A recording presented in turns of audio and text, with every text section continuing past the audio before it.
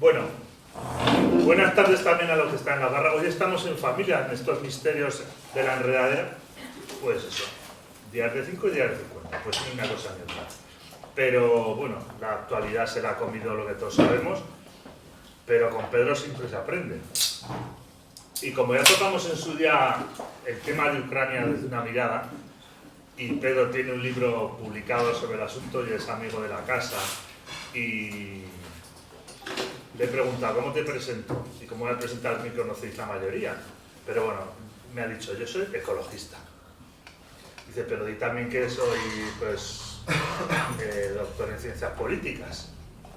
Y yo digo, vale, pues diré que eres sabio. Y como sabio y amigo, lo presento. Desgraciadamente la actualidad internacional, ya he comentado que va por otros derroteros ahora, por lo menos en la superficie, pero hay un conflicto latente íntimamente relacionado con todos los demás, que es el de Ucrania con Rusia, Rusia con Ucrania, la invasión de Ucrania, la respuesta rusa, no sabemos. Y Pedro pues nos lo va a delinear desde su mirada, que no tiene que ser la de todos ni la de todas, pero que siempre aporta. La dinámica es que él va a contar todo lo que tenga que contar, y después yo le formularé algunas cuestiones en relación a las líneas de tensión que haya visto en lo que proponga, y a continuación pues hablamos todo lo que sea menester. Todo está siendo grabado, de manera que ya sabéis que la Embajada de los Estados Unidos está alerta. Ninguno de los dos tenemos ya nada que perder. De modo y manera que si tenéis algo que transferir, nos lo comunicáis y nosotros lo ponemos sobre la mesa. ¿De acuerdo? Y ahora lo dejo solo. Me da miedo porque como lo veo un hombre inexperto en estas lides, no sé cómo se va a manejar. Venga. Bueno, haré lo que se pueda. Pues, gracias por tu palabra, Manolo, y gracias por estar aquí todos vosotros y vosotras. Bueno, yo leo el resumen del libro y la voluntad mía acerca de cómo quiero que enfoquéis e interpretéis el libro, y pasamos al debate o a las palabras de Manolo o tal. Son 7 puntos que leo así. Este es un trabajo que he acometido por la indignación y estupefacción que me ha producido la uniformidad informativa, descarada y manipuladora, a la que se vienen entregando la mayor parte de los medios de comunicación en relación con la crisis y la guerra ruso-ucranianas prácticamente desde 2004. Yo diría desde 1991, desde la desintegración de la Unión Soviética, pero bueno, en el caso de Ucrania, especialmente en 2004, la primera revuelta de Maidán, de la plaza de Maidán. 2. En él pretendo esencialmente explicar el marco geopolítico o geoestratégico en el que hay que situar la crisis y la guerra ruso-ucranianas, que en realidad se generan a partir de la desaparición de la URSS, es decir, en 1991. No es, por tanto, un tratado sobre el derecho de la guerra, un derecho que existe, por cierto, o la moral internacional, o mucho menos la moral de los dirigentes mundiales, que más vale no meterse en ese avispero, ¿no? Aunque me permita opinar sobre la marcha acerca de diversos extremos, digamos, éticos, que no son sustanciales en el libro. Es claramente una denuncia del empeño de los Estados Unidos de América en impedir que la Rusia actual adquiera la relevancia mundial que tuvo la Unión Soviética. 3. En estas páginas condeno específicamente la instrumentalización de la OTAN como elemento agresivo y amenazante que, tras dirigirse a otros objetivos dictados por Washington, hostiliza y provoca ahora a Rusia. Esto sucede cuando, según la lógica política internacional, la OTAN debiera haberse disuelto tras la desaparición de la URSS comunista y de su pacto militar, el Pacto de Varsovia.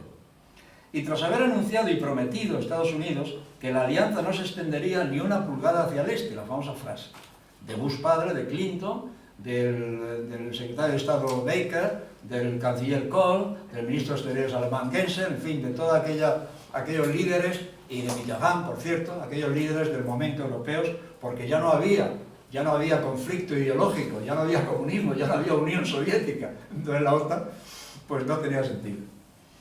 Y tras haber anunciado y prometido a Estados Unidos que no se extendería ni una pulgada hacia el este. lo que no solo no cumplió, sino que reconvirtió en una etapa extraordinariamente agresiva de su historia, lanzándose contra Rusia por todos sus costados.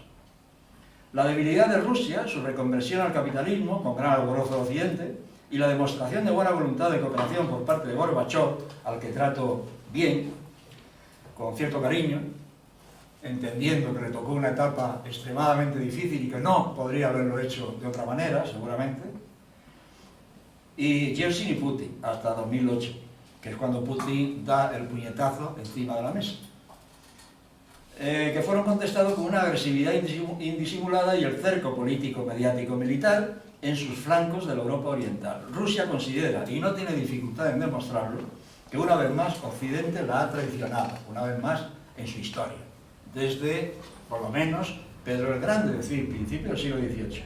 4. También condeno, en consecuencia, la implicación miserable de la Unión Europea, que aporta su aquilatada histórica rusofobia a esta crisis, en lugar de mantener las fecundas relaciones económico-energéticas iniciadas con Rusia y desarrolladas en los últimos años. Su respuesta en esta crisis ha sido la contraria. Apremiada por Estados Unidos, la Unión Europea responde como lacaya sin dignidad a las exigencias norteamericanas, dejándose envolver en una crisis cuyas posibles consecuencias parece no querer evaluar. 5. Denuncio y advierto sobre el extraordinario impulso militarista que viene creciendo en Alemania. Alemania, siempre Alemania, desde su reunificación y sobre todo desde que un gobierno tripartito, con aparente dominio de la izquierda, con la participación de los verdes alemanes, a los que llamo ecologistas degenerados, hace ya 10 años o 12, que los vengo criticando cuando llegaron al poder, concretamente en Baden-Württemberg, con un ministro presidente que era de los verdes, y ya se les dio las maneras.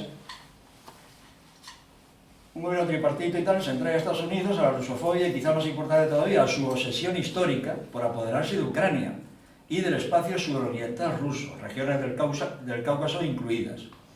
Ante nuestros ojos y conciencia resurgen estos términos que tanto daño han producido en Europa, tanto del este como del oeste, pero sobre todo del este. El Lebensraum, el impulso vital de una Alemania que se ha considerado superpoblada y con escasez de recursos, y por lo tanto que vive secularmente una necesidad de expansión moral, cultural, militar y sobre todo territorial.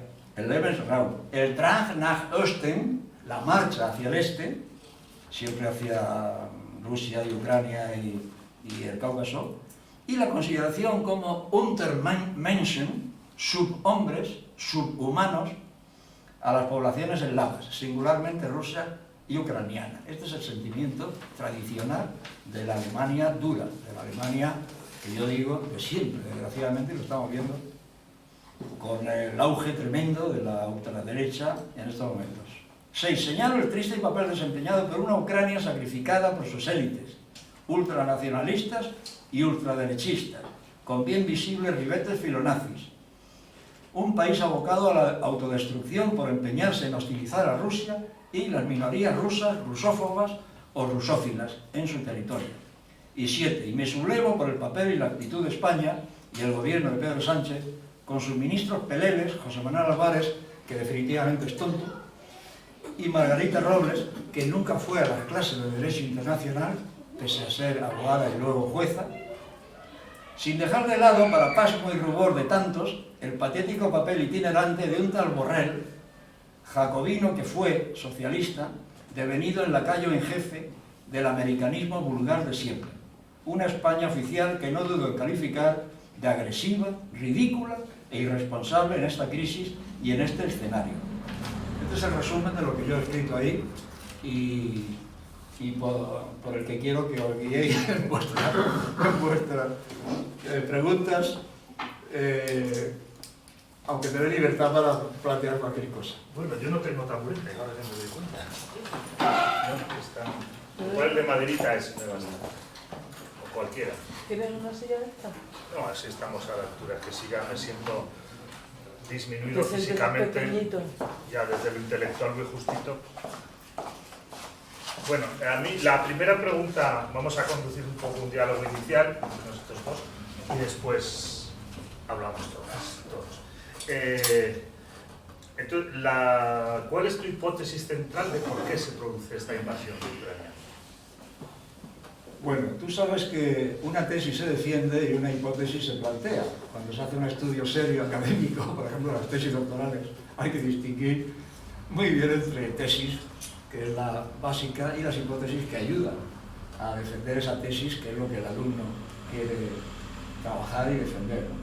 Entonces, en el fondo, de momento, en la actualidad, la causa inmediata del conflicto es un hegemonismo, es una pugna entre potencias, pero entre potencias que una pugna en la que una es claramente agresiva, porque ya no hay lucha ideológica. Ambos estados, ambas potencias son igualmente capitalistas, con un capitalismo igualmente atroz, con distintos rasgos, pero atroz y canalla en ambos casos. Entonces es la pugna por el hegemonismo. Los Estados Unidos, que son conscientes, aunque no lo quieren reconocer, de su decadencia, porque todas las potencias que en el mundo han nacido, se han desarrollado y han decaído, no quieren que Rusia recupere la posición internacional y la potencia propia de la Unión Soviética. Pero sobre todo no solamente no quiere eso, digamos, en términos objetivos y directos relacionar con Rusia, sino que no quiere que esa potencia en auge, en recuperación de la Rusia actual, se alíe con China. Porque China sí sabe, Estados Unidos, que es ineluctable que lo supere. Claro, la alianza, esa euroasiática, le pone muy nerviosa a los Estados Unidos. Entonces es tratar de frenar, en la medida de lo posible, pues esa situación en la que los Estados Unidos ya no sean el cowboy que es ahora desde el año 91, que hace lo que le da la gana, en esos, intimidando a la gente, matando indios, provocando a la gente en el salón y cabalgando en unos horizontes libres para él, donde puede hacer lo que le dé la gana. Ya sabes que en este conflicto hay un problema casi cronológico, donde mucha gente dice, es que la guerra no empezó cuando se invadió Ucrania, sino que empezó antes. ¿Cuándo crees que empezó esta guerra? Bueno, eso nos traslada efectivamente. La guerra empieza, es una guerra civil, empieza con el golpe de Estado esos tumultos de noviembre y diciembre de 2013 y enero-febrero de 2014, cuando el presidente legítimo y elegido por mayoría, Yanukovych, pues se ve obligado a huir del país. Entonces le sucede, ahí hay unos ajustes, y le sucede a Poroshenko, que es claramente pro-OTAN y pro-UE, pro-europeo y pro-atlantista en general y tal y cual, y antirruso. Entonces, lo primero que hacen es eliminar el ruso como lengua, la cooficialidad del ruso para 8 o 10 millones que hablaban ruso, y bueno, y todos los ucranianos han aprendido el ruso en la escuela, ¿no? Y empiezan a presionar a esas minorías del este que se sublevan contra ese gobierno, contra ese golpe de Estado, porque nada bueno les va a traer. Entonces el conflicto efectivamente surge ahí, tiene esa pinta de conflicto civil. Yo creo que sigue siendo conflicto civil, pues porque en gran medida el conflicto civil, pues porque la unión y las relaciones entre Rusia y Ucrania a través de la historia pues son muy, muy fuertes, muy íntimas en todos los sentidos, absolutamente en todos los sentidos. Entonces, y por eso mismo, yo estimo que Rusia no se emplea a fondo, porque Rusia no quiere, Putin no quiere, supongo, no quiere ser el verdugo de una Ucrania que no da por perdida. Entonces, ese es el asunto. Entonces, me lo dices porque, claro, en el año 2014, pues ese hegemonismo quizás no estaba tan claro, esa pugna hegemónica, y tenemos que buscar otras explicaciones, ¿no?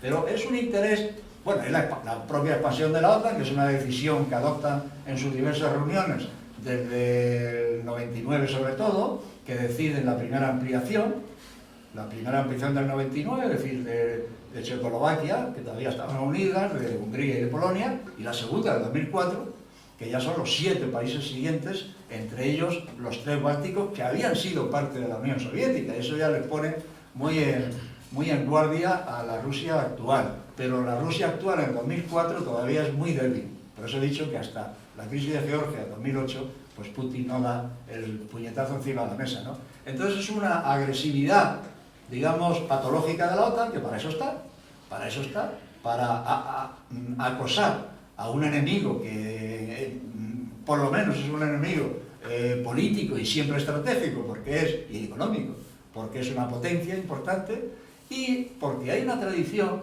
Yo en el libro cuento, porque lo he copiado de Chomsky, que lo analiza en uno de sus maravillosos libros, siempre ha habido una especial predilección por parte de Estados Unidos hacia Ucrania.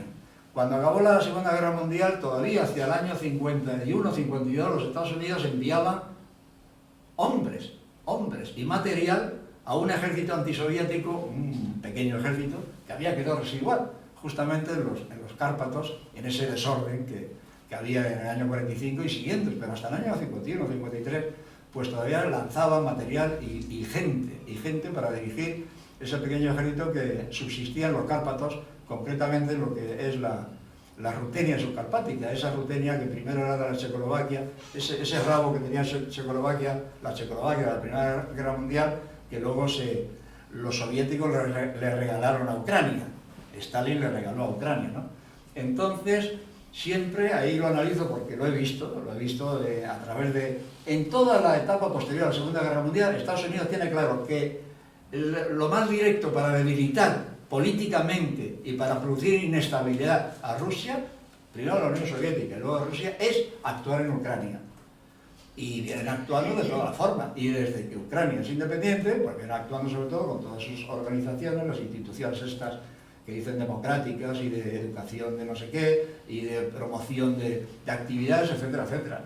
Porque la revuelta del Euromaidán es todas estas ONG norteamericanas, 3 o 4, que en definitiva dependen del Departamento de Estado, la Open Society de Soros, que es la que más dinero ha puesto en la inestabilidad de Ucrania, y luego pues toda la patulea de grupos nazis, filonazis, etcétera, etcétera, que le dieron el carácter de conflicto armado a los tumultos de la plaza, y que sigue siendo lo esencial de los grupos combatientes, que son pues grupos, regimientos, batallones y tal, cada uno con su nombre y con su... Ahí escribo 8 o 10, que todos son ultras, todos son racistas y todos son rusófobos a tope. Dentro de esta guerra, o este conflicto, o esta invasión, o esta guerra civil, yo intento buscar las líneas, un poco las líneas de debate, y hay una que no es trivial, que es dónde queda en esta lógica bipolar, o frentista, o campista que le llaman, o dentro de esta lógica, en parte de bloques todavía, dónde queda el papel del derecho internacional y la soberanía de Ucrania, claro, en todo esto. Bueno, el derecho internacional es una ficción, se estudia, yo lo he estudiado también en política, claro, el público y el privado. Es una ficción porque, claro, es una construcción tan provocativa y tan instrumentalizable que, claro, casi nunca funciona. Y cuando hablamos de la comunidad internacional, pensando en que hay una organización internacional que se rige y que impone, que tiene capacidad, puesto que lo ha creado un gran consenso, me refiero a las Naciones Unidas, aplicando y teniendo como protagonista, digamos, como instrumento fundamental el derecho internacional, pues vemos que casi nunca funciona y que las crisis se desencadenan con independencia y aparte del derecho internacional, y que los grandísimos conflictos se enquistan violando y el desafío permanente al derecho internacional. Rusia ha invadido naturalmente, ilegalmente, según el derecho internacional, un país soberano, etc. Pero bueno, eso hace Marruecos con el Sáhara y lleva ya desde el año 75. Eso hizo Turquía con 1/3 de la isla de Chipre, y además declarando República Turca de Chipre, y ahí se ha enquistado la cosa. Eso ha hecho Israel con los territorios palestinos, que los ha acercado, los ha puteado, los ha troceado con colonias y con no sé qué, le ha quitado una parte, el Golán a Siria, se ha metido en Líbano, y no pasa nada. Es decir, que el derecho internacional se viola como la cosa más normal del mundo. Por lo tanto, cuando acusamos de incumplir a alguien o a algún Estado del derecho internacional, digo, bueno, pues es que sí, pero es que todo el mundo lo hace, ¿no? Putin se refiere con frecuencia al problema de Kosovo. Kosovo era una provincia de un Estado soberano, y han segregado Kosovo por los bombardeos, que ya es el colmo.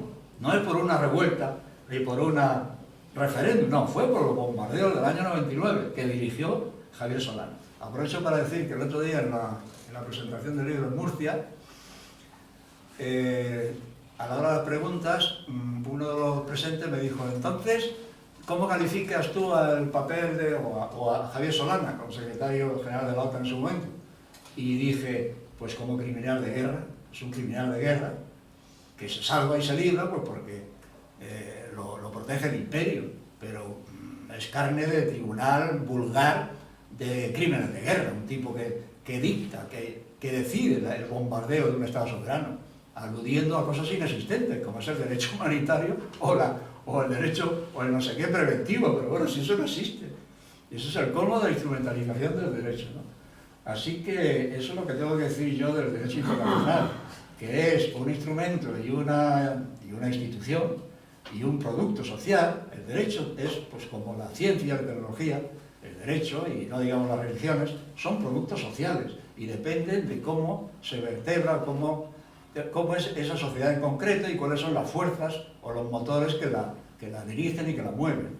Entonces el derecho pues depende, su cumplimiento o no, del equilibrio de las fuerzas o de las fuerzas en presencia en la sociedad internacional. Los Estados Unidos no cumplen nada y van por ahí expandiendo sus valores y no sé qué, y sin embargo no cumplen nada desde que se crearon como Estado, desde 1776, de modo que ya empezaron la guerra de agresión con la Inglaterra en el Canadá, con Haití, contra Napoleón, todavía porque Haití era francesa y tal y cual. O sea que desgraciadamente hay que ser muy flexible y muy escéptico cuando hablamos de esa cosa tan seria que es el derecho internacional. Si tuviéramos que dar una clase magistral de esto y la gente tuviera que irse con una cronología básica, ¿cuál sería una cronología básica de esta guerra y sus problemas? En 1991 es la desaparición de la URSS, con la desaparición de Gorbachov y la aparición de Yeltsin, que declara el liberalismo como sistema, el capitalismo como sistema socioeconómico drástico desde el primer día, con todo el hundimiento de todo y la crisis que siguió durante 8 o 10 años, y sobre todo la ingenuidad o la mala voluntad de entregarse a Occidente. Ese es el año 91. Y bueno, y cosas detalles ya del propio Yeltsin, como era bombardear el Parlamento, cuando el Parlamento decidió que su destitución, o sea que también en la historia de la Rusia actual, en la etapa de Yeltsin, figura un golpe de Estado descarado, no os acordáis, pero yo sí me acuerdo, de agosto del 91, 92, ¿no? Que como lo habían destituido por cargarse la legislación existente, por traición al Estado y no sé cuánto, pues llamó a los tanques y a sus militares partidarios y bombardeó la Duma. Así que es 1991. Es un año de promesas, y el 92 y el 93, de promesas, de abrazos de Yeltsin con Clinton, que se veían mucho juntos, y de una situación que parecía que se arreglaba la historia del siglo XX, y sobre todo la Guerra Fría. Pero los Estados Unidos engañaban, tenían su plan que iban a cumplir por encima de todo, y justo en esos años es cuando elaboran aquella pareja tan entrañable del secretario de Estado y el vicepresidente de Bush hijo. ¿Cómo se llamaban? Aquellos dos canallas. ¿Os acordáis? Sí, pero que no me acuerdo de los nombres. Bueno, pues aquellos dos, que uno estaba vinculado con el Liburto, la empresa aquella que aportaba mercenarios en Irak, en fin, aquellos dos tipos. Uno de ellos, el secretario de Estado, que era más peligroso que el vicepresidente, ya organizó, eso se ha sabido después, pero como tantas cosas, se acaban sabiendo, organizó un plan para, ya que se había desintegrado la URSS, ahora había que desintegrar Rusia, que era demasiado grande, la Federación Rusa. Entonces hay un esquema que yo reproduzco ahí, con las 5 o 6 repúblicas en que se dividía, según el diseño norteamericano, la Rusia europea, y 3 grandes repúblicas que tenían sentido, digamos, vertical o meridiano del espacio siberiano, para meterse en ellas y, en fin, trocear Rusia y acabar con Rusia, con su capacidad económica, política, militar, que, claro, evidentemente pensarían que en algún momento se recuperaría y volvería a las andadas, digamos, a recuperar el poder político, militar y económico de la Unión Soviética. Eso existe y se ha conocido después, ¿no? Esos esquemas de descuartizamiento más allá del primer descuartizamiento, ¿no? Todos esos son los años 90. ¿Y más adelante para llegar a esta situación? Y más adelante pues es bueno, la agresividad de la OTAN. Más adelante ya en la OTAN cuando no se conforma con la adhesión la invitación primero y la adhesión después de los 3 países bálticos que habían sido de la URSS, sino que ya anuncia que tanto Ucrania como Georgia, como Armenia y como no sé qué, pues que están invitadas a la OTAN. Y entonces es cuando Putin dice que no quiere a la OTAN en su frontera de la misma manera, lo dice él una y otra vez, que Estados Unidos no consentiría una alianza militar ni en México, ni en Cuba, ni en todo el continente norteamericano, como dice bien claramente la historia de su golpe, de la intervención de la CIA, etc. Acordado la crisis de los misiles, que no os acordáis, pero yo sí, del año 62, que dijo Estados Unidos, el presidente Kennedy dijo, no quiero misiles ni lanzadores de misiles a 100 kilómetros de Florida, por lo tanto estoy dispuesto a ir a la guerra. Y Khrushchev se la envainó y volvieron a embarcar los misiles y se dieron la vuelta. ¿Por qué? Pues porque esas cosas hay que respetarlas. Entonces, si eso no lo consiente, es decir, no hay que buscar crisis, digamos voluntariamente. Si esa situación Estados Unidos no lo consiente de tener el enemigo en su frontera, Rusia tampoco lo consiente, con las mismas razones. Entonces fue esa la proximidad de que se integraran Ucrania sobre todo, pero también Georgia, en la OTAN. Cuando Georgia está a punto de integrarse en la OTAN, contra la voluntad y las advertencias de Putin, que ya son años de Putin, comete el error Georgia de invadir la Osetia del Sur, que se había separado de Georgia, por las minorías que no eran georgianas y tal, y que había reconocido la Rusia actual como república independiente. Y fue 2 días lo que hizo la aviación rusa, pues bombardeó, aniquiló los 4 aviones que tenía Georgia y se acabó la cosa, se acabó la historia. Eso fue el verano del 2008. Pero ya había advertido en la cumbre de Bucarest de 2007 o de Múnich, o en la reunión esta que hay europea todos los años en Múnich, que no marcó las líneas rojas. Estos países limítrofes con Rusia no van a entrar en la OTAN.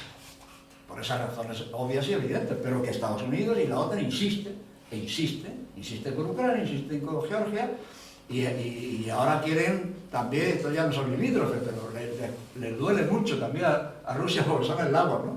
Con los países de la antigua Yugoslavia, los que quedan, concretamente, pues Serbia y algunos más que han ido entrando. Montenegro ya está, Macedonia creo que también, Macedonia del Norte que se llama, que están en la OTAN también, las últimas, y el Kosovo, que también es un candidato, o candidato. Has hablado antes de un Yeltsin ingenuo, y estamos hablando mucho de lo que fue la Unión Soviética y de lo que es Rusia. ¿Hasta qué punto también nos encontramos frente a un desenlace de una tremenda crisis interna de una potencia como es Rusia? De un reajuste de poder interno, de un reajuste también de su papel en la comunidad internacional, de un reajuste de sus alianzas, de sus lógicas internas, sí, de grupos de presión. Pues mira, desde el punto de vista interno, Putin gana por el 70% desde que se presenta a las elecciones presidenciales. Y nadie acusa el pucherazo. Sí, hay movimientos y grupos y tal, pues como en todos los países siempre. Pero si tú visitas Rusia, que yo no lo he hecho, pero el otro día cuando lo presenté en la Universidad Rey Juan Carlos, el presentador, que era un amigo mío, el decano actual de Económica, decía, yo estaba en Rusia el año pasado y desde luego Putin es absolutamente popular.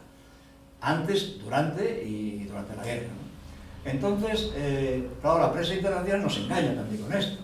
Y parece que va a haber un golpe de Estado cualquier día que va a derribar a Putin, pero claro, eso no responde a la realidad. Parece que no responde en absoluto y el resultado de las elecciones ya es un indicador bastante importante. Y en la escena internacional, Rusia hace lo que se hace siempre y lo que hacen todas las potencias, joder al enemigo en su mismo terreno, es decir, comerle terreno, por ejemplo en África, en América Latina, etcétera, pues con intervenciones o influencia económica y cultural y todo esto, ¿no? O apoyando fuerzas que están enfrentadas, apoyando un bando u otro, ¿no? Es lo que hace en Libia, lo que hace en Siria y lo que hace ahora mismo pues, en Níger o en Mali con el grupo Wagner, ¿no? Esos son, digamos, servidumbres o gestos inevitables de la condición de potencia. Entonces, por eso no hay que alarmarse ni acusar de inmoralidad internacional a unos a otros. Es así, las potencias se conducen así. De la misma manera que los vecinos de la potencia tienen que adaptarse a la potencia. No se pueden dedicar a hostigar a la potencia, que es lo que está haciendo Finlandia, después de beneficiarse de tantos años de una neutralidad y de unas relaciones maravillosas, y la propia Suecia y estos países vecinos que empujados y envenenados por los Estados Unidos, evidentemente, y su potencial de todo tipo, pues parece que confían en no sé qué protección, desafiando y hostigando a la Rusia. Antes has dicho, claro, que Rusia ni es Putin, ni la rusofobia llega con Putin, añado yo, y el papel, en este caso, de la búsqueda de hegemonía rusa o de un espacio propio en la escena internacional al margen del que dicta la OTAN, ¿hasta qué punto influye también en este conflicto? Más allá del Donbass, más allá de la presión de la OTAN, porque Rusia, bueno, Putin, es que claro, hablar de Rusia es como hablar de los Estados Unidos, claro, que aquí hay mucha tela que cortar. Tiene una intervención, por ejemplo, en Mediterráneo, en Siria, te quiero decir que, o sea, no discuto la hipótesis, sí quiero que abundes un poco en el tema este de que realmente Rusia es una potencia, se considera como tal y busca una hegemonía. Es decir, que igual no todo. Yo siempre pongo sobre la mesa los elementos de debate, ¿eh?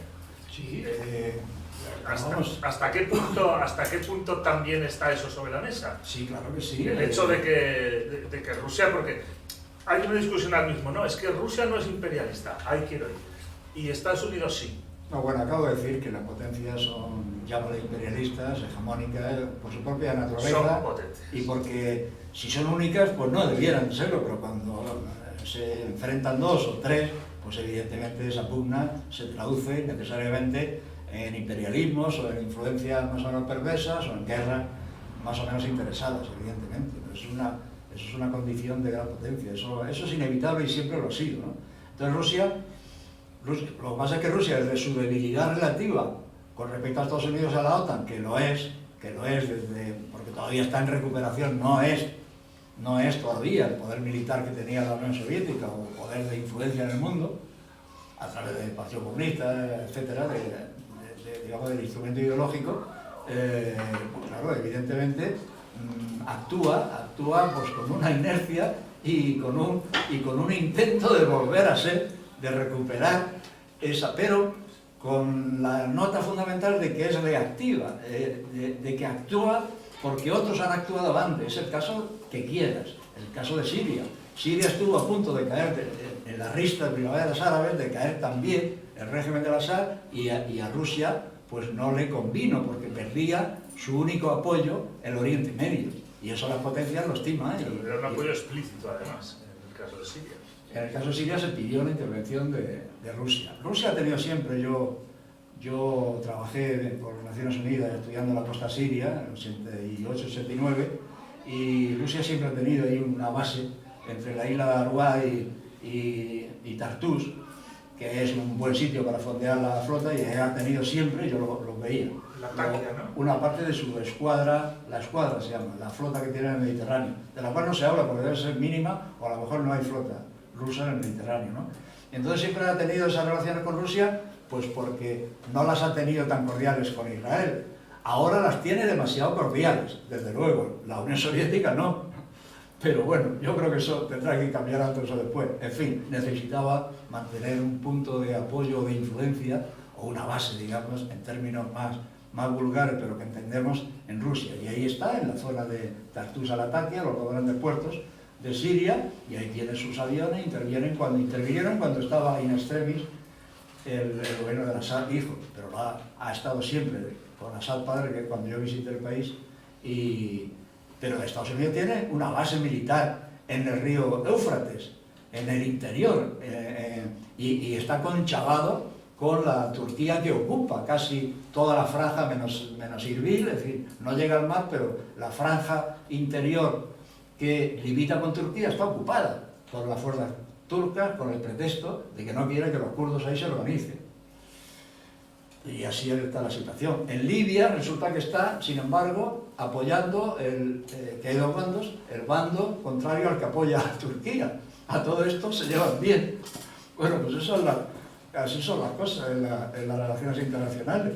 Son conflictos que no siempre son de una lógica visible, pero sí hay una lógica. Y además, volviendo a hablar de la Rusia de siempre, o de la Rusia histórica, la historia tiene una dinámica y se estudia una filosofía de la historia, que es algo muy serio y muy poco fácil de manejar, pero hay líneas profundas que mueven la historia de cada país y de las configuraciones supranacionales, claro que sí, con una lógica y con unas tendencias que son muy complejas, no siempre se identifican fácilmente, pues porque constan de factores y de elementos muy diversos y distintos en cada caso, ¿no? Y Rusia pues siempre ha tenido ese complejo de que Europa la ha hostigado, siempre. De ahí viene la rusofobia. Pero la rusofobia como tal surge a principios del siglo XIX y son los ingleses los que empiezan a difundir bulos sobre Rusia. Rusia ha sufrido pues, invasiones, etcétera, etcétera, y bueno, y ha sido considerada, y es considerada, porque esa es la esencia de la rusofobia, como un país asiático, como un país oriental, porque nosotros decimos que Occidente es lo bueno y todo lo demás que es Oriente es malo, o es inculto, o es salvaje, o es no sé qué, y se le acusa de eso, de asiatismo, de orientalismo, de barbarismo, etcétera, etcétera. Y eso, pues, no es verdad, ni puede ser verdad. No hace falta escuchar a Tchaikovsky, ni a leer a Tolstoy, no hace falta, para rechazar esas pretensiones. Es decir, no, es que es un Estado, es un país, es una cultura que consta para bien de ellos, de un elemento asiático muy, muy importante y muy fundamental. Ahí tenemos a Putin con sus rasgos tártaros. Pues bueno, pues es que los tártaros estuvieron 4 o 5 siglos, desde el siglo XIII, la Horda de Oro y tal, y hasta el siglo XIX, o quizá con Catalina II, a final del siglo XVIII, pues estuvieron combatiendo y regulando la Horda de Oro, aquella de los mongoles llamados tártaros, que quedó una buena minoría en Crimea, precisamente, ¿no? Y luego expulsó Stalin al interior de Asia Central, etcétera, etcétera, ¿no? Entonces ahí no se puede hablar mal impunemente de un Estado tan profundo, tan histórico y tan gordo, digamos, como Rusia. Por eso la rusofobia es cosa de ignorantes, esencialmente, aparte de perversos y de inventores de no sé qué, porque la historia es muy difícil de manipular. Y cuando se manipula, pues no es difícil desenmascararlo. Lo que es difícil de desenmascarar es el presente, pero la historia se va consolidando y los analistas pues van aclarando las cosas. Siempre habrá enfoques, siempre habrá interpretaciones interesadas, pero la historia no puede ser de distinta forma, ha sido como es. Y eso es lo que va identificando y lo que nos va enseñando a la hora de interpretar cómo evoluciona a través del tiempo cada país o cada potencia o cada cultura. Anoche en Sevilla salió el tema y yo decía, es que no se puede decir, la antropología no lo permite, que mi Dios sea superior al tuyo. Bueno, esto con el asunto árabe-palestino, con Jehová y con Alá, tela. Que mi religión sea superior a la tuya o más rica o más verdadera. Que mi pueblo sea superior al tuyo, pues no, por no sé qué, y que mi cultura sea superior a la tuya. Eso no se sostiene. Para decir que una cultura es superior o mejor que otra, pues hay que salirse de la racionalidad, de la historia, del sentido común. El que una cultura sea más compleja, más complicada y tenga más pecados, por cierto, pues eso no significa que sea superior a otra que sea más simple, más sencilla, más adaptada o lo que sea, ¿no? Esas tres cosas no se pueden decir, ni religión, ni cultura, ni pueblo, superiores o inferiores. Eso no vale, eso no va a ningún sitio, ¿no? Y la rusofobia es eso. Los rusos son, los alemanes dicen Untermenschen, son subhumanos, sencillamente, Y por eso cuando la operación Barbarroja en junio del 41, pues dijeron, de momento 100 millones queremos eliminar, porque hay que colonizar aquello, necesitamos todo ese inmenso espacio ruso y siberiano, y lo primero que hay que hacer es eliminar a 100 millones de rusos, que casi lo logran, porque cayeron los 20 o 30 millones, entre soviéticos en general, ¿no? A lo largo de la Segunda Guerra Mundial. Y es esa rusofobia que en Europa pues que cunde y que sigue cundiendo. Cuando yo le llamo al libro Rusia culpable, es primero porque era el eslogan de la División Azul, que tiene narices invadir la URSS del lado del ejército alemán, de la Wehrmacht, y decir que Rusia es culpable, si somos nosotros los invasores. Y luego porque ese eslogan, pues resulta que lo seguimos manteniendo. Cuando entramos en la OTAN, la Unión Soviética era culpable, entonces nos amenazaba, entonces teníamos que entrar en una alianza para frenar la expansión soviética, si no había expansión soviética, si no había enemigo soviético. Y ahora igual con Ucrania, etcétera, etcétera, y con el empuje y el hostigamiento de la OTAN, que Rusia es culpable. Pero ¿qué historia es esa? Pero resulta que se prolonga en el tiempo ese eslogan, esa idea y esa rusofobia. Es curioso como teníamos que estar hablando también de Ucrania y hablamos de Rusia sobre todo. Esto ya da un poco el marco de por dónde se desenvuelve el conflicto. Y ya que hablamos de puertas afuera, hay una gente aquí que me gustaría que hicieras una valoración de por dónde puede tirar o qué puede hacer al respecto. Y hablo de China, como potencia, iba a decir potencia emergente, eso es una tontería, como una gran potencia. ¿Cuál es el papel de China en este conflicto? Bueno, antes... No el que desempeña, sino el que podría desempeñar. No es su responsabilidad, sino los caminos por los que puede discurrir su presencia. O empiezo por esto de China. Bueno, yo no conozco bien eso. Tengo que deciros que el libro, cuando me puse a iniciar la guerra encabronado con la prensa, lo redacté en plan 10 capítulos y 600 páginas. Entonces dije, pero es que esto ningún editor me lo va a soportar. Entonces dije, pues le quito con todo el dolor de mi alma, pero le quito cosas. Claro, aprovecho para que los capítulos restantes tengan su coherencia, pero dejé sobre todo 2 cosas, bueno, incluyendo China 3, para otro libro, porque claro, tengo el material y el impulso me dura todavía, ¿no? El primero era la crítica de los valores occidentales, que estoy hasta las narices de los valores occidentales. Bueno, el segundo era la crítica sobre todo a la prensa española y concretamente del país, y en tercer lugar, el asunto China. Vamos a por ese. Entonces el asunto China no es fácil, pero claro, es muy pedagógico y muy educativo, lo cojamos por lo que lo cojamos. Primero porque estamos hablando de un estalinismo capitalista o de un capitalismo estalinista, no sabría cómo, porque no hay precedentes. Que le llaman Estado eficiente, le llaman ahora. Bueno, pero eso no significa nada. Claro. Estado eficiente según qué criterio, claro. Estado eficiente era el Estado nazi, muy eficiente, científicamente eficiente, ¿no? Acordaos del alto grado de tecnificación que consiguieron con los crematorios, ¿no? Entonces, por una parte tienen un régimen político pues novedoso y no acabamos de conocerlo bien, aunque siempre ha habido sinólogos que se han especializado y hay buenos libros sobre esto, ¿no? Pero más que sobre la evolución ideológica de China, sobre todo su cultura. Una cultura que nos supera, que no conocemos y que tendríamos a menospreciar. Esto lo enlazo con los valores occidentales, porque claro, Occidente nos creemos el culo del mundo, sencillamente, superiores en todo. Y claro, a China la hemos humillado cada vez que nos ha dado la gana. Acuérdate de los 55 días de Pekín. Aquella película es todas las potencias europeas, más Japón y más China.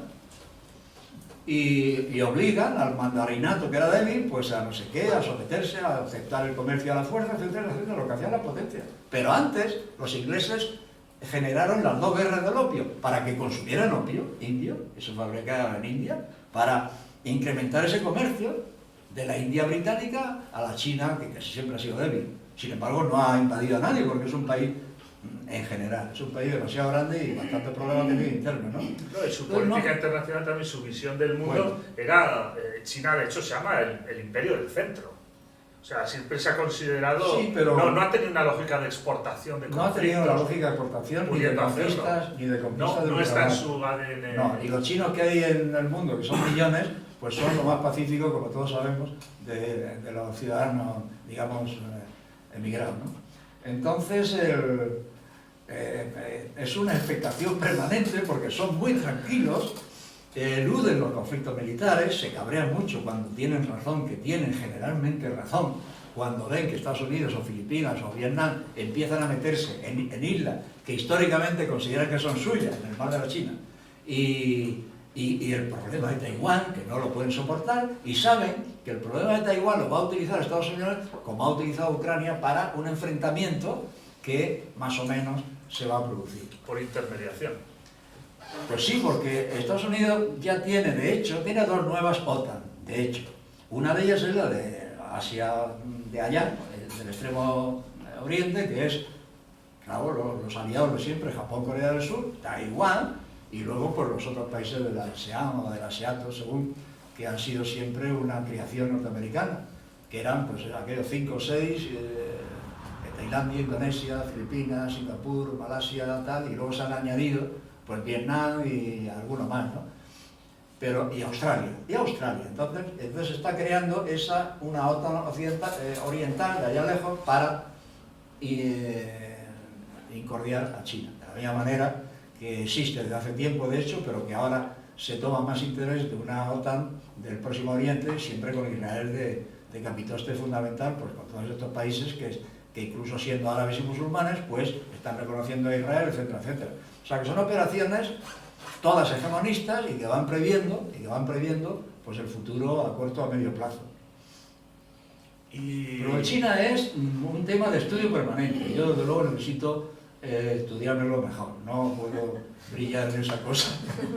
Bueno, pero es que hay que preguntarlo. Porque claro, está... Es lo que tú dices, capítulo es un imperio silente ahí, que dices, pero bueno, ¿por dónde tirar eso? Pero no tiene nada que ver con nuestra cultura, desde ningún punto de vista, y eso no nos entra en la cabeza. Creemos que se parecen mucho a nosotros y sobre todo que tienen que seguir el camino nuestro, ¿no? Y que su capitalismo tiene que ser como el nuestro, y que su religión no vale porque es no sé qué y no sé cuánto, y es muy, muy pacífica, o pacifista su religión. Y desde luego, cuando intervienen y se sienten y actúan como potencia, lo hacen pues comprando tierras y abriendo centros culturales en África y en América Latina, pero no mandando flotas ni estableciendo bases militares. ¿Y Ucrania cómo está por dentro? Bueno, Ucrania, vamos a ver, Ucrania es un país muy, muy, muy pegado a la Rusia siempre. De hecho, Rusia, cuando se estudia la Rusia del siglo IX o X, pues se estudia la Rus de Kiev.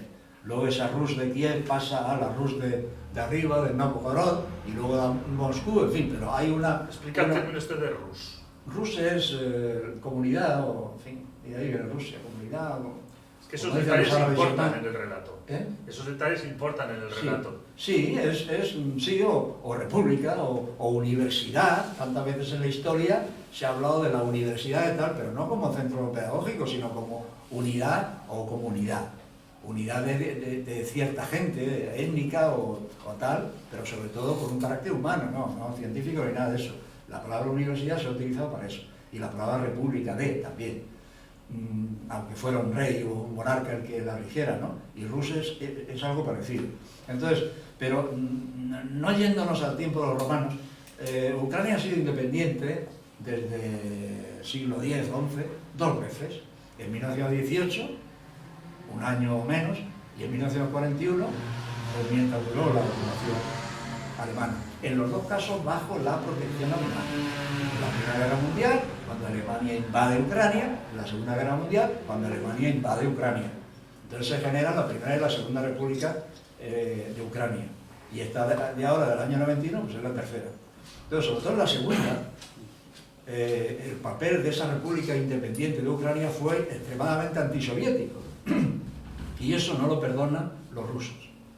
Porque ese nacionalismo que tienen ellos, como el nacionalismo ruso supongo, ¿no? En fin, ese nacionalismo tan antirruso, pues se expresó de una forma muy brutal y muy canalla y muy genocida, con rusos, con polacos y con judíos, etcétera, etcétera. Los ultras, los pronazis de Bandera, de Stepan Bandera.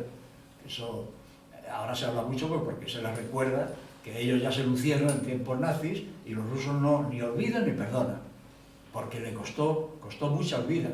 También murieron, me parece que 5 o 6 millones de ucranianos frente a los nazis, naturalmente, soviética, del ejército rojo, ¿no? También, claro que sí, pero en esa construcción nueva,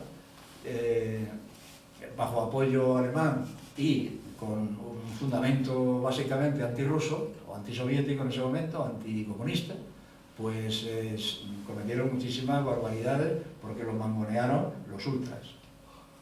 Y antes has mencionado con pasión a Alemania. ¿Qué pinta Alemania en todo esto? ¿Qué papel tiene? Pues otra hegemónica de siempre. Entonces, ahora lo que pasa es que se conforma con su papel de cabeza de ratón, de cabeza de la OTAN.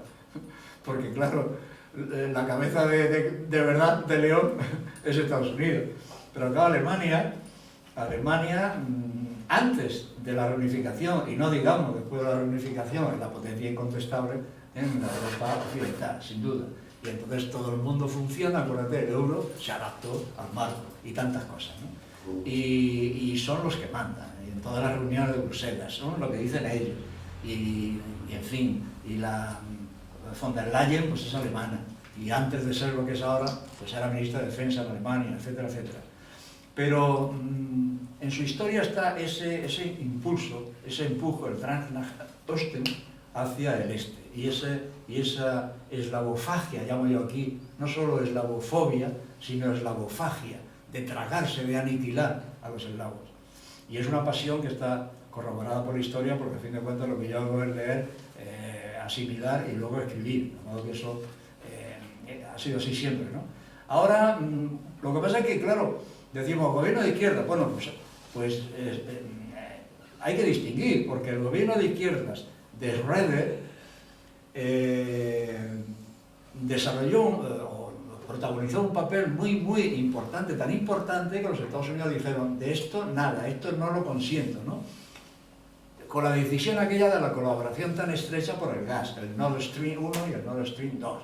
Ya Biden, cuando era vicepresidente con Obama, dijo, el Nord Stream 2 no lo voy a consentir, lo dijo. Y entonces ahora lo ha volado, ¿no? Cuenta que es el Nord Stream. El gasoducto, los dos gasoductos que vienen que llevan el gas de Siberia directamente a las costas de Alemania, donde están las plantas que reciben la costa de Dinamarca para allá, es decir, de Jutlandia para allá, la próxima a Polonia, ¿no? Los dos gasoductos, el primero ha funcionado unos cuantos años, pero ha sido una empresa ruso-germana, lo de los gasoductos.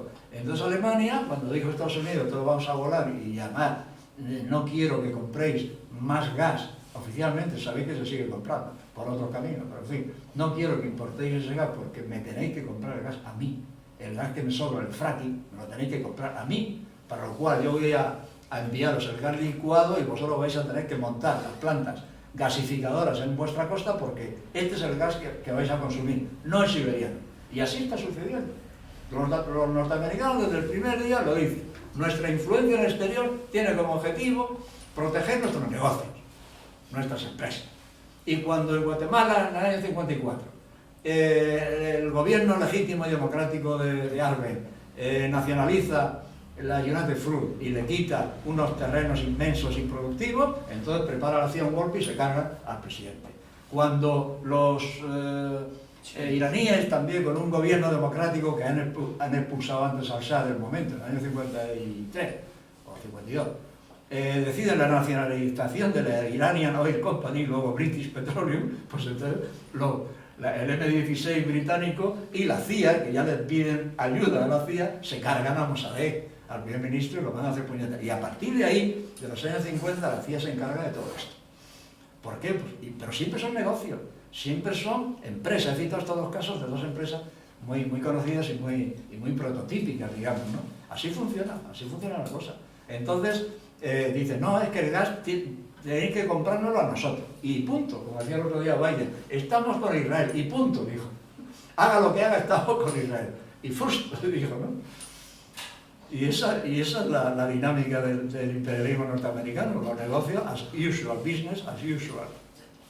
Has comentado antes de refilón, siquiera, pero dejando claro tu posición con respecto a Putin, ha dicho de derecha, capitalista, y Zelensky. ¿Qué papel tiene en todo esto? Zelensky es un pobre diablo, un individuo que le ha tocado la China, o sea, un tonto del tal, que se ha creído que la historia empieza con él o algo así, ¿no? Bueno, Zelensky tiene una historia muy corta, no procede de... Aquí resumo en un cuadro la pequeña historia de los oligarcas ucranianos, que son tan feroces y tal. En realidad te pregunto por ellos, y uno de los oligarcas es el que ha creado a Zelensky, el que lo sacaba en la televisión, su programa de televisión, se llama no sé qué, ahí está. Y el que luego ha financiado su partido, ¿no? Porque no lo conocía nadie, bueno, lo conocían de la televisión, que siempre es muy importante para un político la promoción si tienes un programa de televisión, y eso ha sido lo Zelensky. Zelensky es un tipo pues que le ha pillado la historia ahí, pues como decíamos antes de Gorbachev un poco, ¿no?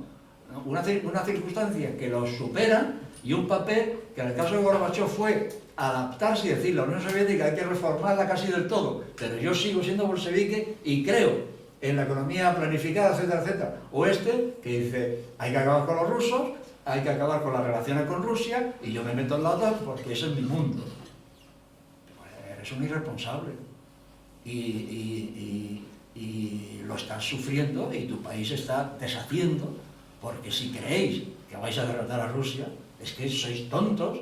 Y si creéis que vais a recuperar esos territorios, es que no tenéis ni idea ni de la historia, ni de cómo es vuestro vecino, ni de los límites del apoyo de la OTAN o de los Estados Unidos, que su apoyo y sus límites están más o menos delimitados. De aquí no va a suceder o a seguir una guerra mundial de este conflicto, porque el equilibrio se restablecerá y Ucrania, supongo que cuando se inicien de verdad las conversaciones de paz, Ucrania tendrá que pasar por el aro.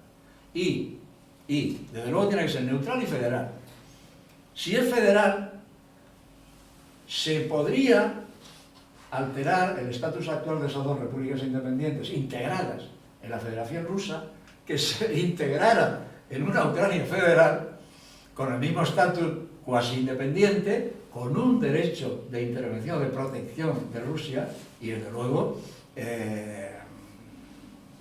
pues no sé, reconociendo que donde hay una minoría rusa, pues ahí hay que crear una estructura administrativa distinta, pues claro que sí, y que Crimea nunca va a ser ucraniana, si no lo ha sido nunca, si Ucrania es rusa desde que Catalina II la conquistó a los turcos, y luego Khrushchev, por aquello de que dentro de la URSS no había problemas, que todos eran hermanos, pues en el segundo centenario de la integración de Crimea en Rusia, dijo, bueno, como está pegada a Ucrania, os la regalamos. La República Socialista Soviética de Rusia dona a la República Socialista Soviética de Ucrania en la península de Crimea. Pues porque entonces Armía y Khrushchev mandaba mucho. Cuando las cosas cambiaron y durante Yeltsin, una de las primeras cosas que hizo Yeltsin fue declarar, el Parlamento ruso, declarar ilegal aquel acuerdo de Khrushchev y nulo de todo efecto, ¿no? Digamos. En esa polémica y pelea que tenía con los presidentes ucranianos. La verdad es que la tensión ha sido permanente, más o menos permanente del año 91, salvo cuando el presidente ha sido prorruso, pero en fin, digamos que había una alternancia y tal. Y eso ha llegado con Putin, después del golpe de Estado, que no nos vamos a conformar con ese golpe de Estado, y ese cambio importante de hostilidad y de agresividad con las minorías rusas. Y vamos a empezar quitando Crimea, porque es nuestra. Y vamos a hacer un referéndum que el 90% que es ruso va a votar con nosotros. Absolutamente legítimo, si no democrático, porque el derecho internacional no lo aprueba, pero es legítimo. Y para concluir, poner ya un poco la voz ahí entre el resto de la gente. Todas las guerras son horrorosas y son injustas, y es difícil delimitar dónde están los principios y dónde está la realidad y en conclusión, y dependiendo de esto también dónde está la razón. Pero si te voy a hacer dos preguntas. Una, si hubiera que ubicar una razón en esta guerra, ¿dónde se encuentra? Y otra, ¿cuál sería el proceso de finalización de la misma deseable y cuál el que prevés? O sea, te he hecho tres. Rusia, yo creo que tiene razón, o sea, dice lo que piensa cuando dice que esta guerra es un asunto de supervivencia. Conoce la historia de agresión, de hostilidad de los Estados Unidos y luego de la OTAN hacia Rusia a través de Ucrania, porque siempre se ha considerado, lo decía antes, el flanco débil históricamente de Rusia. Entonces se lo considera una cuestión de supervivencia esencial. Y la otra pregunta, las conversaciones de paz. Conversaciones de paz se iniciaron al día siguiente de la guerra. Eran dos preguntas, una, ¿cuál te parecería la deseable y cuál la que crees que va a haber? Se va a estabilizar eso como está, la guerra va a durar, se va a ir aflojando y tal y cual, pero la situación se va a quedar, pues como decía antes, como la del Sáhara Occidental, como la de la Cisjordania y como la de Turquía, Chipre. Es decir, se va a quedar ahí estabilizado durante muchos años. Lo de Israel dura ya 80 años, desde el año 48. Y Turquía del 74 y el Sáhara del 75, de modo que estamos en presencia de casos muy parecidos. Quiero decir que no nos debe extrañar que esto se repita en el caso de Rusia. Pero lo ideal yo creo que sería que los ucranianos admitan que hay que llevarse bien con la potencia vecina y que la diversidad propia exige un Estado federal. Ahí recojo cómo se creó la Ucrania, la tercera república ucraniana, la de ahora, a base de recorte de los países vecinos, por decisión de Stalin. Por cierto, que el otro día Putin le recordaba a los polacos que siempre discordian, siempre que puede, y olvidan los palos que han recibido en la historia, decían, la mitad de vuestro país os la regaló Stalin, la Pomerania y la Silesia, que eran de la Alemania, llena de alemanes. La primera vez que yo estuve en Inglaterra, entré en una familia que la señora era alemana de esas regiones, que había sido inmigrante y en fin se había casado con un inglés. Entonces, Polonia perdió lo que le había quitado a la Rusia bolchevique en el año 22, que le ganó una guerra, 300.000 kilómetros cuadrados de Lituania, del Imperio Zarista, de Lituania, de Bielorrusia y de Ucrania. Eso lo perdió con la guerra en el año 45, y entonces Stalin le dio dos trozos importantes que le quitó a Alemania, la Pomerania, capital Lodz, y la Silesia, que es Breslau. Claro, también le quitó a Alemania para la URSS, la región de Königsberg, que le llamó Kaliningrado, ¿no? Que es un enclave ahí que no tiene... Era la Alemania Báltica. Que no tiene frontera...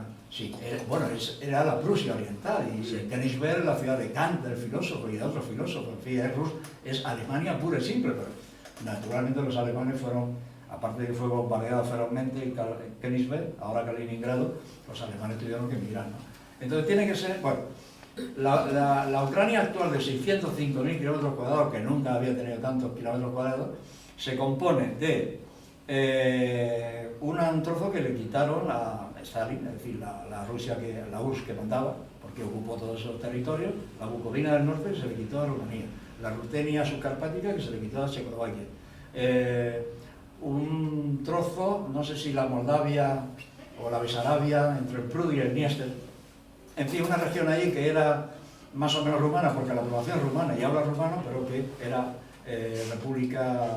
anteriormente República Soviética. Bueno, pues en fin, hay un territorio ahí que se unió. Un territorio más pequeñito, ahí está, no sé qué página, más pequeñito, que yo no conocía, también la cabeza del río Bug. Y luego incluso un territorio tradicionalmente ruso, por razones de coherencia geográfica, en el Don, en el río Don. Y así se compuso la Ucrania por decisión de Stalin, pero con territorio que no era ucraniano. Ucrania tiene 6, 7 u 8 millones de rusos, tiene 250.000 judíos, tiene otro 250.000 de húngaros, de esas zonas de la Rutenia y de la Bucovina, que han sido de Hungría, cuando Hungría controlaba la Transilvania, luego rumana, otro mogollón de rumanos, otro mogollón de macedonios y de no sé qué, en fin. Es un Estado que necesita un tratamiento serio de las minorías, sobre todo las rusas. Entonces eso hay que reconocerlo. Y por supuesto neutralidad, en el sentido de que no entre a formar parte de una alianza militar que hostiga a su vecino, si es que eso. Entonces esas dos exigencias, la federalidad y la neutralidad, si no neutralidad, que es una palabra un poco fuerte, pero que sigan como están, es decir, que no entren en la OTAN, para entendernos. Bueno, pues un montón de cosas hay en la mesa. Si ustedes tienen preguntas... Y en la Unión Europea tampoco... ¿La Unión Europea qué? Porque también había interés de Ucrania en ingresar a la Unión Europea. Europea? Bueno, la Unión Europea, que es una potencia meramente comercial e inmoral, en consecuencia, lo que quiere es el mercado ucraniano, pero sobre todo es Alemania quien quiere el mercado. Alemania es la que ha marcado la expansión y la integración en la Unión Europea de todo el este, de todos estos países al mismo tiempo, más o menos, unos antes, otros después, que se integraban en la OTAN. Ha ido acompañado la integración política y la integración comercial, ¿no? La integración militar y la integración económico-comercial, que es lo que ofrece la Unión Europea. Pero fundamentalmente hace de pelele, de intermediario, siguiendo las instrucciones de Estados Unidos. Ahí tenemos bueno, por una parte, al Stoltenberg, al secretario de Naciones Unidas de la OTAN. Anoche recordaba que la OTAN suele recurrir a socialistas y laboristas, como el actual, que es un laborista noruego, pero Solana era socialista español, y el siguiente, un tal Robertson, británico, suele recurrir a secretarios generales para mandar en la OTAN a socialistas o laboristas, que es algo así como no humillarlo, porque los socialdemócratas han sido siempre muy falsos, desde Ebert y la Primera Guerra Mundial, digamos, ¿no? Los alemanes. Pero, como diciendo, ¿os dais de qué? De humanistas, de solidarios, de pacifistas, no sé qué? Bueno, pues vais a dirigir la OTAN y vais a bombardear cuando a mí me dé la gana, que fue el destino que le deparó la OTAN a Solana, concretamente, ¿no? Y al Stoltenberg, que es un loco, es un tipo ido totalmente, es un belicista, pero fuera de toda prudencia, ¿no? El noruego de ahora, ¿no? Y de Borrell, pues Borrell es el tonto de la película, porque se cree que es a lo que se dedica. Se cree que la Unión Europea va a formar un ejército, va a convertirse en potencia militar, y eso Estados Unidos no lo va a sentir nunca, si él lo sabe. Estados Unidos quiere que Europa esté integrada en la OTAN, que es lo que los Estados Unidos mangonean, con tecnología militar norteamericana, y todo a las órdenes de Estados Unidos y según los intereses de Estados Unidos. Para eso está Europa, y nunca se ha opuesto a este destino o a este fatum, digamos, ¿no? Y Borrell anda por ahí viajando y mirando a unos y a otros, diciendo unas cosas que dice sobre los valores occidentales, el hijo del panadero de la Puebla de Segur. Que absolutamente alarmante, ¿no? Yo conozco a Borrell desde que era ingeniero funcionario de la Diputación de Madrid, que luego, con las primeras elecciones democráticas y tal, como es un tío brillante, pero ingeniero, es muy mal asunto ser ingeniero. Y yo esto lo digo siempre porque soy ingeniero, entonces tengo legitimidad para decir. Y hay unos ingenieros que son peores que otros, ¿no? Entonces los de camino son para los ecologistas los peores. Todos los aeronáuticos son unos elitistas y se creen que hacen cohetes, y claro, no hacen nada. Los aeronáuticos españoles son los que hacen cohetes, ¿no? Entonces, pero también es economista, y sobre todo, esto lo ha hecho en Estados Unidos. O sea, tanto Solana como Borrell hicieron su carrera futura en Estados Unidos.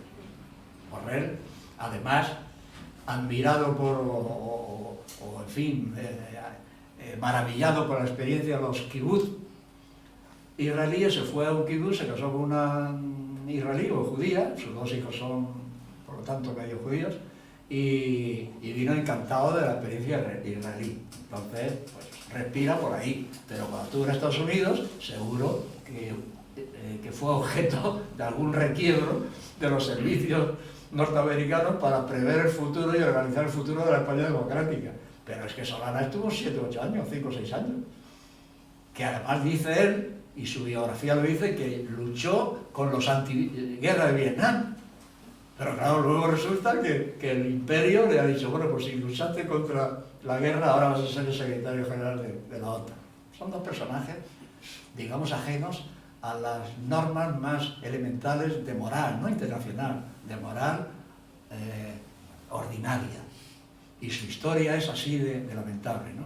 Bueno, pues estos son los personajes que dan la imagen de la Unión Europea en este conflicto y en otro, porque con el tema de Palestina ya me diréis cómo han reaccionado de una forma absolutamente para darles de hostias y hasta Jerusalén, corriendo hasta Jerusalén y dándole el borrazo a todos estos, empezando por Pedro Sánchez, siguiendo por la Yolanda, etcétera, etcétera. Y no digamos la Van der Leyen y todos estos, ¿no?, de Europa. porque han perdido el sentido de la dignidad personal, de la historia, y del respeto al pueblo árabe palestino, que es el que sufre y es el que está ocupado, invadido y atado de pies y manos. Y lo único que puede hacer es lo que hace de vez en cuando, que es lo que deben de hacer todos los pueblos sometidos e invadidos, resistirse y hostigar al invasor cuando puede. Eso es lo que es. A eso no se le puede llamar terrorismo. El terrorista es el Estado que ocupa, invade y hace lo que le da la gana. Por más que el Consejo de Seguridad dicte sus resoluciones, o la Asamblea General, sobre él, que no hace caso en absoluto, porque siempre tiene el apoyo de Estados Unidos. Este artículo que yo te mandé, último, al hilo de esta crisis, yo sobre todo me interesan los aspectos históricos, y en este caso histórico-religioso. Es decir, el problema del Estado de Israel, el problema profundo, es que, claro, recoge una tradición, la sionista en última instancia, pero es la tradición del pueblo hebreo elegido. Y eso es lo peor de todo, que te elija Dios. El pueblo elegido, al que su Dios, un Dios que tú inventas, porque los dioses los inventamos, te promete una tierra prometida. Tierra prometida y pueblo elegido. Con eso se explican todos los desastres del pueblo de Israel. Cuando yo he escrito esto, me han mandado cosas y he escrito diciendo, pero claro, es que los genocidios, no sé qué, es que siempre el pueblo judío ha sufrido no sé qué. Bueno, eso lo tienen que explicar ellos. ¿Por qué de todos los países se les han expulsado y por qué han sufrido tanta persecución? Pues yo que lo expliquen ellos, que se hagan el análisis, porque si eso no le ha sucedido a ningún otro pueblo, ¿qué pasa? ¿Que todos los gentiles somos antisemitas y antijudíos desde nacimiento o qué? No, el asunto no es así. El asunto hay que estudiarlo más serio, ¿no? Ya el propio Marx, que era judío, medio judío, pues esto lo afrontó con el desparpajo y la sinceridad intelectual que él tenía, ¿no? Se lo tienen que explicar ellos. ¿Por qué cuando en el año 92 se recordó tantas cosas, entre ellas la expulsión de los judíos por los reyes católicos? Me acuerdo que había una carta en un periódico que decía, pero vamos a ver, porque claro, los judíos, las organizaciones judías que teníamos en España, presionaban pues para que España se arrepintiera, para que hubiera compensaciones, para no sé qué, aprovechando el 5º centenario. Y había una carta de un tipo que decía, pero es que a los judíos se les ha expulsado de toda la vida y de todos los países, que no hemos sido nosotros solos. De modo que vamos a ordenar las ideas y a no dejarnos llevar por esta presión del 5º centenario, que la cosa no es solo nuestra, ¿no?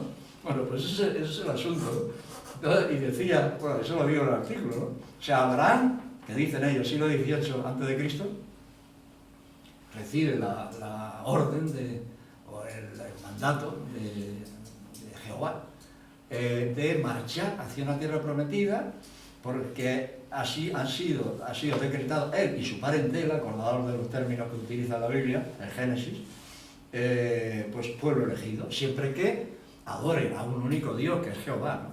Y entonces se dedican a invadir los territorios, y cuando llegan a la tierra de Canaán, que es Palestina, y se enfrentan a los filisteos, es decir, los filín en árabe es palestino, es decir, que Goliat era el que defendía a los filistinos, es decir, los palestinos de entonces, que sería la historia de Goliat. Bueno, David sí es histórico, más o menos, ¿no? Antes de David no hay nadie histórico, es todo inventado. Es el año 1000, un poco así, ¿no? El 1000 o 900, no sé cuántos, ¿no? El problema era que estaban invadiendo un territorio que le había prometido Dios, pero que no era de ellos. Y luego vuelven a las andadas después de la expulsión a Egipto y de no sé qué, y de Sinaí, otra vez a la tierra prometida. Y cuando en el año 70 el emperador Tito les da una paliza porque eran insoportables, bueno, eran nacionalistas y se oponían al Imperio Romano, como deben de hacer todos los nacionalistas. Bien, pero obliga a esa diáspora, la más importante, la del año 70, y se dispersa por todo el mundo. Palestina se descuela prácticamente de judíos. Y cuando en 1919, es decir, 8 siglos, ¿cuántos siglos? 18, 19, en fin, desde el año 70 a 1919, que la Palestina turca se convierte en mandato británico para darle la independencia en el momento adecuado. Y cuando se le va a dar la independencia en el momento adecuado, los judíos dicen que quieren ser ellos. Y los árabes dicen que no, que tiene que ser un Estado único, con 2 nacionalidades, pero un Estado único, que Palestina no se divide, porque había El año, cuando empieza el mandato, había 90.000 judíos y 1 millón de palestinos. Y cuando acaba el mandato, había ya 900.000 judíos. Pero eso fue la emigración ilegal, que era a lo que se oponían los árabes. Pero claro, los británicos lo consentían, ¿no? Entonces, cuando se dice, es que tienen derecho a un Estado, bueno, tienen derecho a un Estado como todo el mundo, como los saharauis, como los kurdos, pero sin echar a los que están ahí, que llevan no sé cuántos siglos, y con maneras, digamos, civilizadas y democráticas y políticamente aceptables. Es decir, bueno, pues entonces un Estado era un mandato, un protectorado, y ahora se convierte en independiente, y aquí estamos nosotros, pero estamos nosotros que no estábamos. Pero bueno, hay que respetar a los que sí estaban, ¿no? De modo que, entonces yo digo, será democrático, será reconocido internacionalmente, pero no es legítimo. Así no se hacen las cosas. Lo que han hecho los sionistas, que han dirigido toda la operación del año tal, del final del siglo XIX, lo que han hecho con los árabes palestinos, eso no es legítimo, eso no lo... Y las consecuencias son estas, porque, también lo digo en ese artículo, el análisis de Jean Papé, un profesor de la Universidad Hebrea de Jerusalén, que ahora trabaja en Bélgica, pues dice que van saliendo los papeles de la estrategia que ya antes del año 48, de la declaración unilateral de independencia de Israel, unilateral, pues ya existía, es decir, de apoderarse de todo el mandato, bien por intimidación o bien por las guerras, para expulsar a los palestinos. O como han hecho en definitiva, primero expulsar muchísimo, porque ya sabéis que en el mismo año del 48 se fueron 600.000 o 600.000, la famosa Nakba, ¿no? El desastre, llaman ellos, ¿no? Y luego, después de cada guerra, pues los países de alrededor se han visto invadidos, digamos, por poblaciones palestinas que desde entonces viven ahí en campamentos de mala manera, ¿no? Y cada vez peor. Y ahora cuando dice Ehud Barak, que fue el primer ministro laborista de Israel, dijo, lo de Gaza hay que exterminar a los de Hamás. Y en Gaza tendremos que quedarnos de 10 a 20 años ocupando Gaza. Pero para anexionársela, cualquier día se anexiona en Cisjordania, porque se me va a consentir. Y los Estados Unidos van a decir, pues claro que sí. Bueno, Porque vamos a para esta digresión, porque nos hemos ido desde Kiev a es inevitable hablar de esta noche. Sí, yo la he tolerado porque es lo que toca. Pero tenéis más cuestiones sobre lo que nos ocupa. Yo sí tengo uno. Espera, que tenía la palabra. No, volviendo a Ucrania. Y se breve para que puedan intervenir un poquito más. Bueno, una cuestión. Creo que era Dick Cheney, el personaje siniestro que buscamos antes, que tenía una pinta mafioso. Cheney era vicepresidente. Y el secretario de Estado, tú te vas a acordar antes que yo. Creo que era secretario de Estado de George Bush hijo. Pero bueno, la memoria ya no es lo que era, ¿eh? No puede pasar que se enquiste el tema de Ucrania como en Corea. Porque en Corea hubo un enfrentamiento, era imposible que un bando derrotara al otro. Al final, el paralelo 38, la zona de militares y los estados que... Digo porque los cuestiones, tanto has dicho, los turcos llevan 70 años. Los israelíes ya, los saharauis llevan no sé cuánto. Israel lleva hace un siglo casi. Puede de alguna manera enquistarse el tema que acabe como reconociendo Rusia al Donbass, al Lugansk y tal y cual, y Ucrania pues seguir ahí con su vocación de recuperar el territorio. Bueno, pues lo hemos dicho, Rusia no va a ceder esos territorios, efectivamente. Me he olvidado de hablar del paralelo 38 en Corea y del paralelo 17 en Vietnam. Ahí quedó la cosa, con dos estados distintos. Se ha hablado últimamente de dos estados, incluso de tres, en Ucrania, porque la parte rusófona y rusófila y tal, pues es un tercio casi.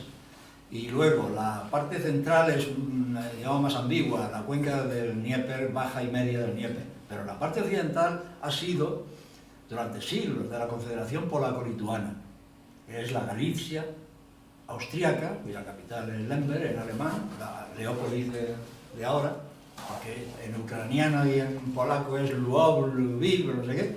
Bueno, pues se dice Leópolis, pero ha estado políticamente bajo Polonia. Por eso Polonia enseña y dice de vez en cuando alguna cosa que ni siquiera le gusta a Zelensky, ¿no? Entonces cabría la posibilidad de que ahí surgieran tres estados o tres paralelos, en este caso meridianos.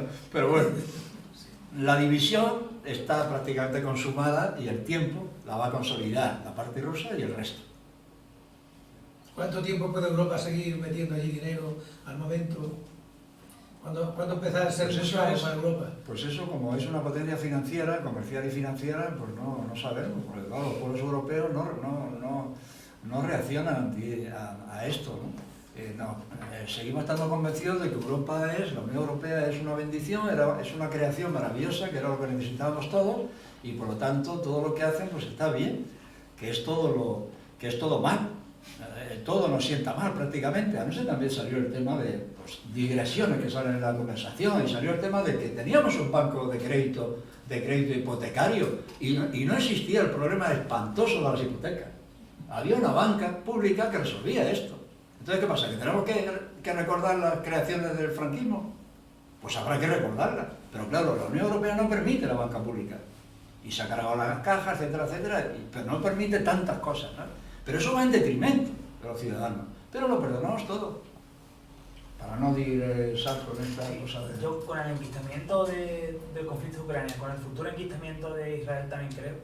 O sea, ¿cuál es el mapa geopolítico que nos espera? No te... O sea, con el enquistamiento del conflicto de Ucrania y con el futuro enquistamiento también de Israel, porque yo creo que esto va para largo, o sea, ¿qué mapa geopolítico nos espera? Porque al final China sigue ahí pasiva pero bueno.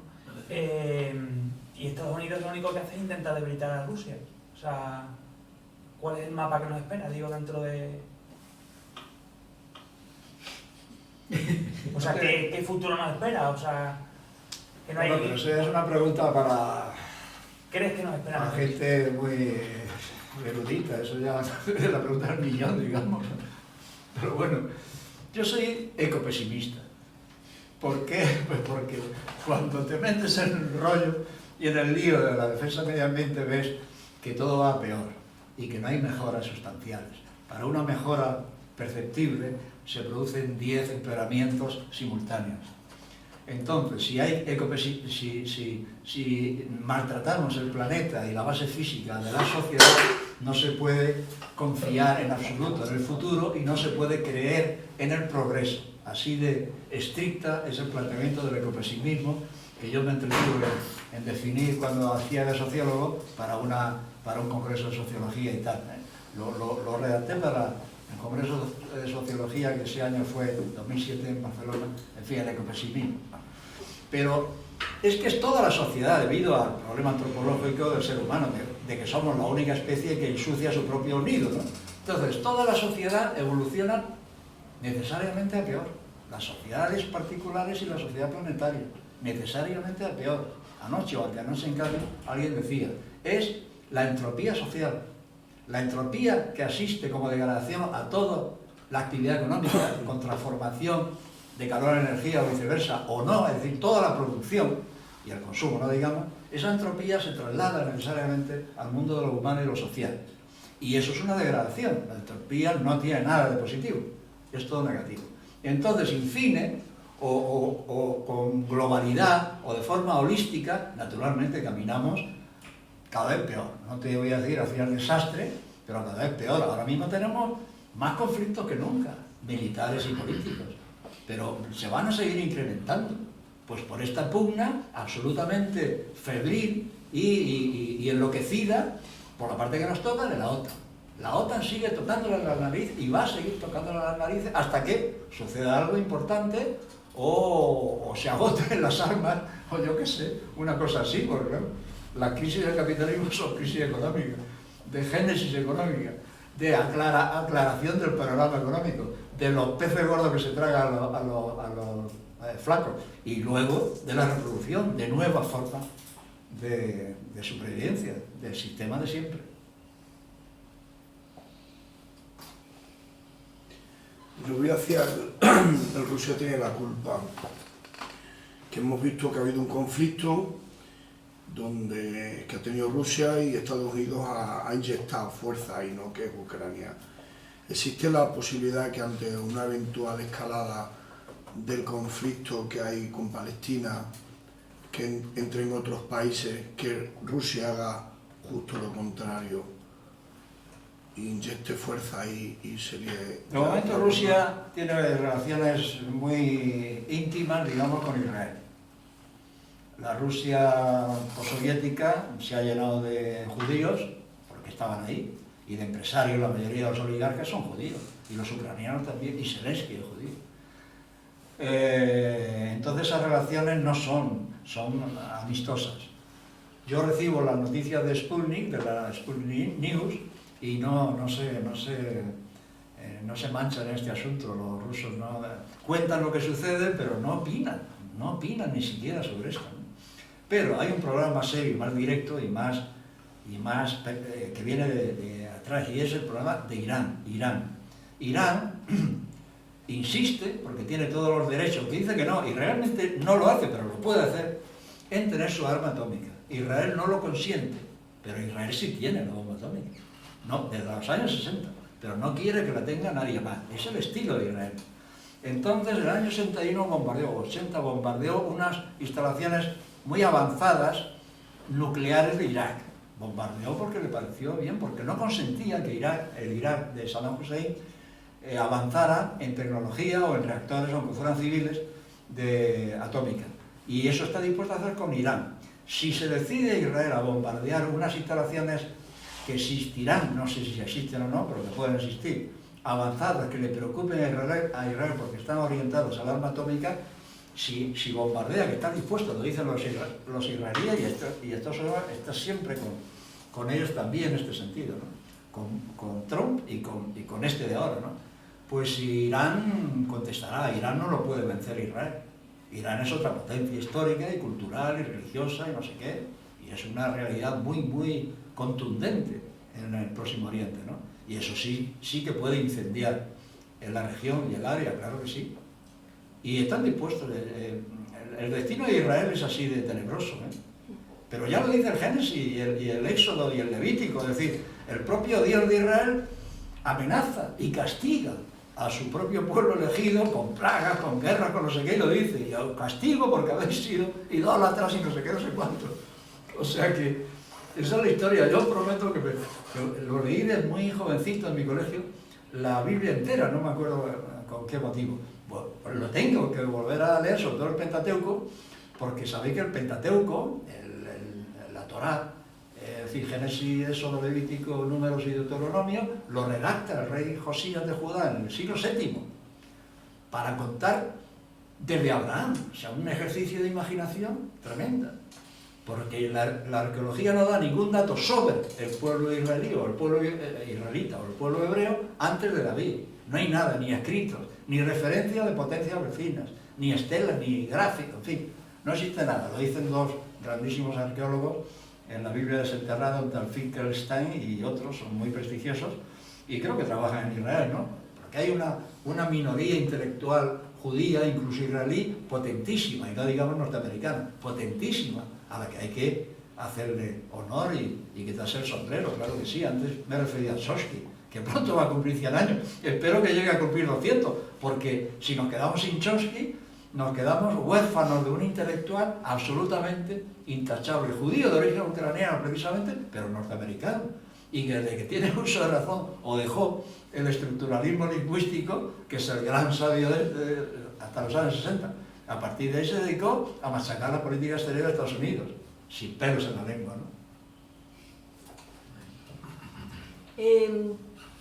Retomando un poco... Perdón, ¿hay alguna palabra más para después? Por ir concluyendo. Bueno, pues otra vez sí. Retomando el tema, ¿no? Ahora visto con la perspectiva de 1 año y medio de guerra, ¿piensas que fue un acierto o un error estratégico por parte de Putin la invasión? ¿Podía haber hecho otra cosa? Me da la impresión que él no contaba con la respuesta de la Unión Europea. Seguramente no. Bueno, la respuesta ha sido un suministro masivo de armamento y de fuerza, porque claro, al grupo Wagner o al regimiento Wagner se le llama mercenario, y sin embargo a los que vienen de todo el mundo a luchar en Ucrania se le llama voluntario. Eso es como los oligarcas rusos y los magnates norteamericanos. Entonces la lingüística también, o sea, la semántica, las palabras, ¿no? La lengua también tiene su papel, ¿no? Yo sí creo que no esperaban, pues no sé, acuérdate que atacaron al mismo tiempo Kharkov y Kiev y Odessa, etcétera, etcétera, ¿no? Pero no lo sé, no lo sé, vamos, ni lo sé yo ni lo sabe nadie. Quiero decir que que los rusos no son tontos y sus cerebros militares tampoco lo son. Es decir, la guerra tendría su plan de batalla. Naturalmente tú, como tienes un enemigo, no sabes si va a funcionar tu plan, porque los otros también tienen un plan, ¿no? En este caso ha sido ese suministro masivo de armas, pero yo sí creo lo que dicen los rusos, el Sputnik, que no lo dice ningún periódico, de cómo van eliminando pues todo lo que va apareciendo por ahí, los tanques Abrams, los tanques Leopard, porque tienen una tecnología bastante avanzada y con la tranquilidad con que están, digamos, soportando la estabilización del frente, porque la ofensiva esa ucraniana no ha funcionado. Y están como estaban, digamos, pues casi en el verano del 2022 ya se estabilizó la cosa, ¿no? Los rusos dijeron, no, nosotros vamos a mantener lo que sí nos interesa, las provincias y las dos repúblicas donde la mayoría es rusa o rusófona, y por supuesto Crimea, y vamos a ver qué pasa. No lo sé, pero no debemos menospreciar la inteligencia militar rusa, que también tendemos a decir que no se habían imaginado nada, ¿no? Vuelvo otra vez a la cosa. Cuando ha atacado Hamás, tanta gente ha dicho, pero ¿cómo es posible que la inteligencia israelí no se haya enterado, no sé qué, no sé cuándo? Vamos a ver, Hamás tiene su inteligencia, es que siempre tenemos que quitarle importancia al otro, al que no nos gusta. Tiene su inteligencia, tiene sus agentes dentro de Israel y tiene sobre todo el valor de hacer frente y de desafiar al Estado de Israel, valor y obligación, como pueblo oprimido, ¿no? Entonces, tendemos a menospreciar en todos los sentidos al otro o al que está quedando mal, porque la prensa internacional está en contra sistemáticamente, desde el primer día, de todo, de la planificación de la guerra, de las ambiciones, del recular y de todo esto, ¿no? Yo creo que se va a estabilizar durante años, eso. Pero habrá conversaciones de paz. En este caso habrá conversaciones de paz, porque no puedes seguir hostigando la OTAN en las fronteras de Rusia, porque el problema supera a Ucrania, ¿no? Te iba a preguntar, en referencia a todo lo que estás comentando, que hace referencia todo el rato a los medios de comunicación, ¿cómo es posible? Yo voy a hacer como decía antes Manolo, de profesor peripatético y me había lanzado, que es como a mí me gustaba dar las clases, para oírte mejor. ¿Cómo es posible en Occidente en general enterarnos de las noticias sin que tenga un carácter subjetivo y sin darnos cuenta? Porque al final nos están vendiendo una historia y nos están vendiendo precisamente que Rusia es culpable desde el minuto cero, al igual que intentan vendernos que Israel es el bueno, aunque ya se ha caído por su propio peso y la gente en ese caso está abriendo el ojo, pero en este caso no los abre. ¿Dónde podemos informarnos? ¿Queda algún medio? ¿Queda alguna Claro, forma? y queda afortunadamente desde las pocas utilidades de Internet. Claro que es todo un caos y una confusión informativa, pero naturalmente que sí, hay fuentes, ya te digo, Sputnik llega y en Russia Today me hicieron una entrevista a mí, Russia Today, en un streaming de esos, un español que tiene un programa en Moscú, el 7 de septiembre, todo eso funciona y sobre todo hay que leer las cosas, los libros están escritos y se siguen produciendo, ahí mismo ya hay 3 sobre Ucrania, más el mío 4, sin ir más lejos, en esa estantería que hay ahí, tan aparentemente humilde, pero tan densa en sabiduría. Entonces, hay que estar informado porque, claro, el país es prensa sin honor. Así lo describo ahí. Pero en el próximo trabajo que haga me voy a explayar en un capítulo que estaba hecho, de casi 100 páginas. Bueno, la prensa de papel, toda ella.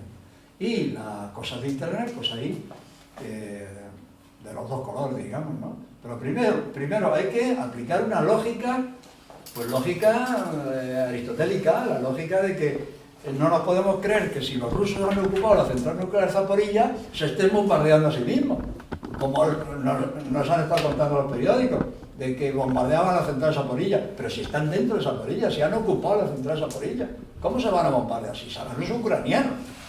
Y luego hay que leer, hay que estudiar y hay que apoyarse el tema.